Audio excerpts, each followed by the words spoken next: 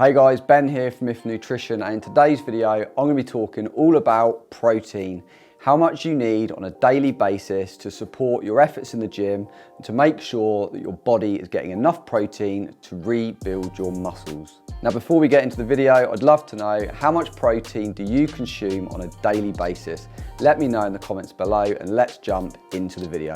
So most people understand the importance of eating protein. But the problem is a lot of people just simply aren't eating enough.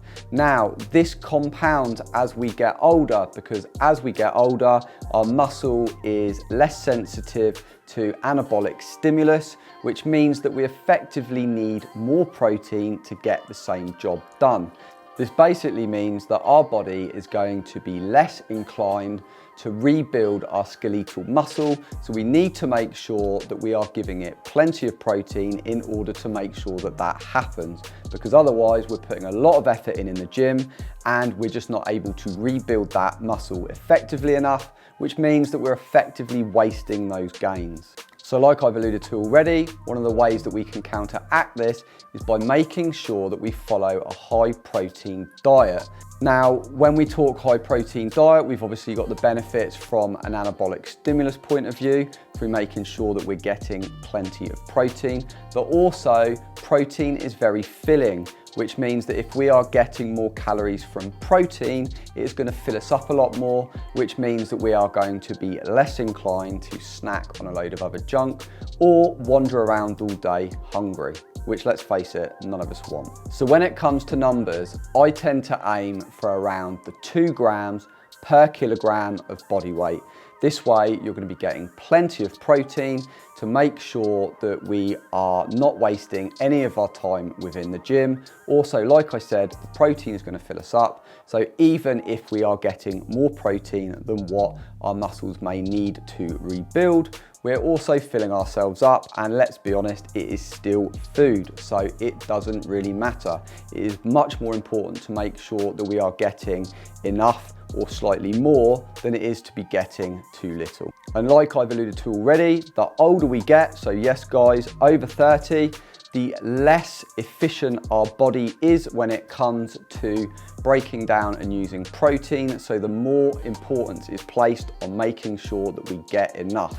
And this will also explain why people, as they get older, where they're following, say, a diet or a macro split that was working really well when they were in their 20s, as they start to get older, they see that it's just not working quite as well anymore. This can often explain why, and it's just that we are not getting enough protein. So make sure that you are not falling foul of that. Make sure you're aiming for around 2 grams per kilogram of body weight, and that should be ample to make sure that you are always getting enough protein in your diet.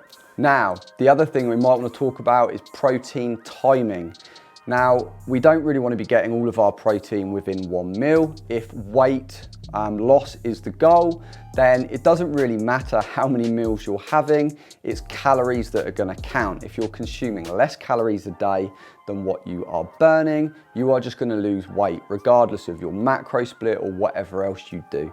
But obviously we're not getting into that in this video. We are talking all about protein. So we want to make sure that we are splitting our protein feedings throughout the day.